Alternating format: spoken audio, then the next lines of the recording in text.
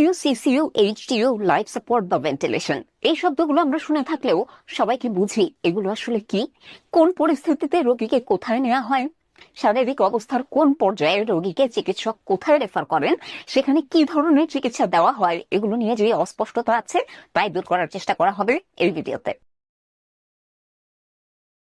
HDU এর পূর্ণরূপ হচ্ছে হাই ডিপেন্ডেন্সি ইউনিট।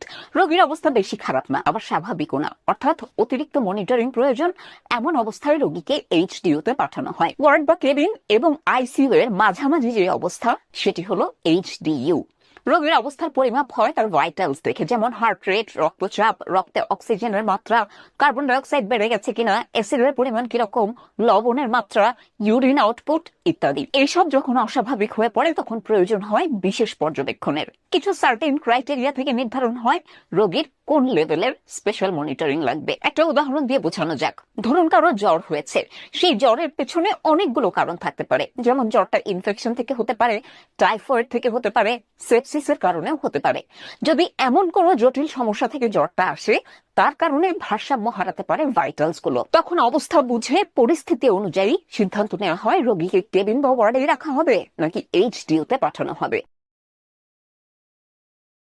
সিসিইউ এর পূর্ণরূপ হচ্ছে করোনারি কেয়ার ইউনিট। মূলত হৃদরোগজনিত জরুরি অবস্থা যেমন heart attack, acute coronary syndrome, এইসব ক্ষেত্রে রোগীকে সিসিইউ তে রেফার করা হয়। যে ধরনের হার্ট পেশেন্টকে কেবিনে বা ওয়ার্ডে রাখলে যে কোনো মুহূর্তে হার্ট ডেটোরিয়েট করতে পারে, হার্ট বন্ধ হয়ে যেতে পারে, তখন তাকে সিসিইউ তে রাখা হয়। তবে সাথে যদি আরো কোনো জটিলতা থাকে, মাল্টিপল অর্গান সাপোর্ট দরকার হয়, যেমন ফুসফুস, কিডনি বা ব্রেন, পেশেন্টকে তখন প্রয়োজন বুঝে আইসিইউ তে রেফার করা হতে পারে। তবে সহজ করে বললে শুধু হৃদযন্ত্র সংক্রান্ত জটিলতার পেশেন্টদের জন্যই সিসিইউ।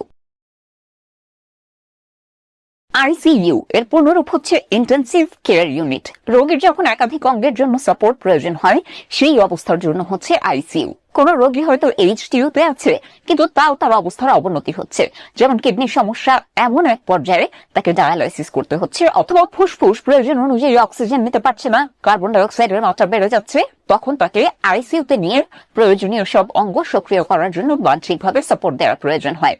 এমন নয় যে পেশেন্টকে আইসিইউ তে আনার আগে তাকে এইচডিইউ তেই থাকতে হবে। পেশেন্ট সরাসরি কেবিন বা ওয়ার্ড থেকে, এমনকি ইমার্জেন্সিতে অনেক সময় এমন পেশেন্ট পাওয়া যায় যাদের তৎক্ষণাৎ আইসিইউ এর সাপোর্ট প্রয়োজন হয়, নতুবা তারা খুব দ্রুত মৃত্যুর মুখেও পড়তে পারেন।